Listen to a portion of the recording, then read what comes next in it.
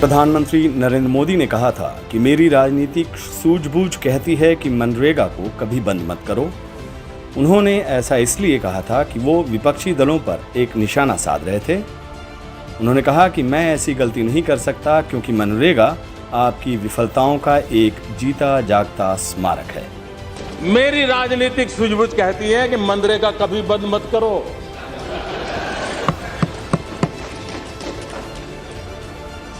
मैं ऐसी गलती नहीं कर सकता हूं क्योंकि मनरेगा आपकी विफलताओं का जीता जागता स्मारक है। नवजीवन में आकार पटेल लिखते हैं कि मोदी तो पहले ही खर्च कर चुके हैं अपनी अर्जित राजनीतिक पूंजी, मौजूदा संकट से कैसे निकलेंगे। वो आगे लिखते हैं कि प्रधानमंत्री नरेंद्र मोदी ने किया क्या। उन्होंने इस योजना को स्वाभाविक रूप से मरने दिया क्योंकि उनका तो दावा था कि वे लोगों को बेहतर नौकरियां पैदा करेंगे। इसके लिए उन्होंने इस योजना के मद में फंड को कम करके और कम से कम लोगों तक इस योजना की पहुंच करके किया। सरकार के कामकाज संभालने के बाद केंद्रीय मंत्री नितिन गडकरी ने कहा था कि मनरेगा को देश के 1/3 से भी कम जिलों तक सीमित किया जाएगा।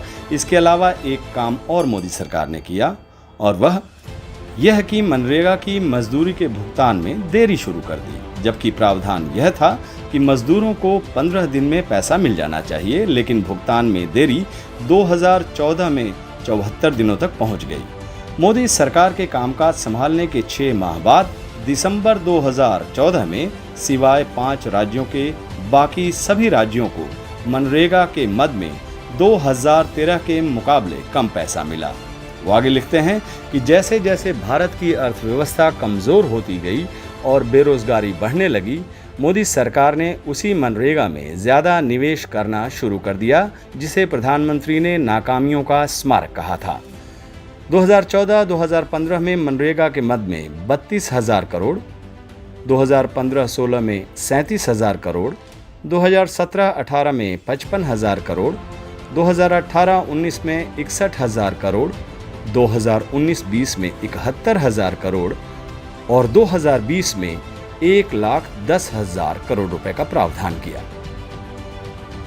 नाकामियों का स्मारक इस तरह आकार में करीब 3 गुना हो गया।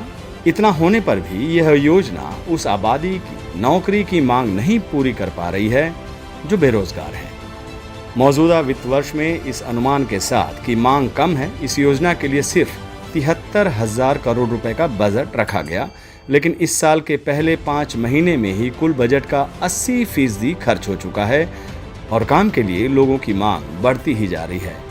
मनरेगा के तहत लोगों को ग्रामीण इलाकों में कम से कम 100 दिनों के रोजगार की गारंटी 200 रुपये दिहाड़ी पर देने की बात है।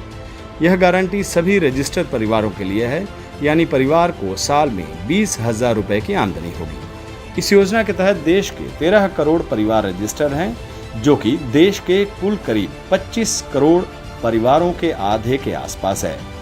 2016 में करीब 24 लाख जॉब कार्ड की कमी थी, लेकिन नोटबंदी के बाद जॉब कार्ड की संख्या 18 लाख बढ़ गई थी। इसका सीधा अर्थ है कि जब आर्थिक संकट आता है तो परेशान और गरीब भारतीय मनरेगा का ही सहारा लेते हैं जीवन चलाने के लिए। एक तरफ जहां मनरेगा में स्थिति कुछ बेहतर दिखती है, वहीं गैर मनरेगा नौकरियों में हालात एकदम अलग हैं।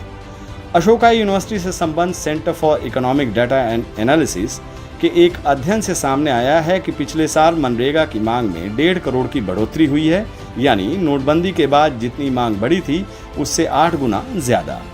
लेकिन दुर्भाग्य से देश के बड़े राज्यों में सरकारें उन लोगों को रोजगार नहीं दे पा रही है जिन्हें इसकी जरूरत है। उत्तर प्रदेश में प्रति रजिस्टर्ड परिवार का औसतन सिर्फ 18 दिन का रोजगार मिल रहा है, बिहार में सिर्फ 11 दिनों का, यानी यूपी में परिवारों को सिर्फ 3600 रुपये और बिहार में सिर्फ 2,000 रुपये सालाना आमदनी हो रही है। क्या इतने पैसे से कोई परिवार काम चला सकता है? हकीकत यह है कि 95% के करीब रजिस्टर्ड परिवारों को पिछले साल 100 दिन का काम नहीं मिला। यह स्थिति जिसमें आज हम हैं। सेडा के सर्वे में जो दूसरी बात सामने आई वह यह है कि युवाओं को कहीं और अस्थायी रोजगार नहीं मिल रहा है, और वे भी अब मनरेगा के तहत काम तलाश रहे हैं। 18 से 30 वर्ष के 20% युवा 2018 में मनरेगा के तहत काम तलाश रहे थे। इनकी संख्या करीब 2 गुना होकर इस साल 37% पहुंच गई है। सरकार के अपने आंकड़े भी बताते हैं कि 15 वर्ष और उससे अधिक उम्र के ऐसे लोग जो काम कर रहे हैं, उनकी संख्या कुल कार्यबल का 40% है। अमेरिका में यह संख्या 60% है, जबकि थाईलैंड में 70%, चीन में 70% से ज्यादा है। भारत में काम में शामिल होने वाले लोगों का प्रतिशत पाकिस्तान और बांग्लादेश से भी कम है। तो क्या भारतीय कमजोर हैं या कामचोर हैं? नहीं, हकीकत यह है कि काम है ही नहीं। Centre for monitoring the Indian economy CME ने कहा कि 2016 में देश की काम करने लायक आबादी में सिर्फ 42% के ही पास काम था, लेकिन 2017 में यह आंकड़ा 41% पहुंच गया और इसके अगले साल 2018-19 में 39% और 2019 में 36%। आज की तारीख में जितनी भारतीय काम कर रहे हैं, उनकी संख्या आज से 5 साल पहले से भी कम है। हालांकि इस दौरान देश की आबादी में 7 करोड़ का इजाफा हो चुका है। यह समस्या ऐसी नहीं है जो आसानी से खत्म हो जाएगी, क्योंकि ये आंकड़े दिन ब दिन खराब ही होते जा रहे हैं। आकार पटेल लिखते हैं कि इस सब का जितना असर पड़ चुका है और अब भी कितना असर हो रहा है, इसका पूरी तरह आकलन किया ही नहीं गया, क्योंकि देश की राजनीति तो किन्हीं और ही मुद्दे पर केंद्रित है। अब सवाल है कि क्या देश की अधिकतर आबादी इसी तरह खामोशी से सहन करती रहेगी?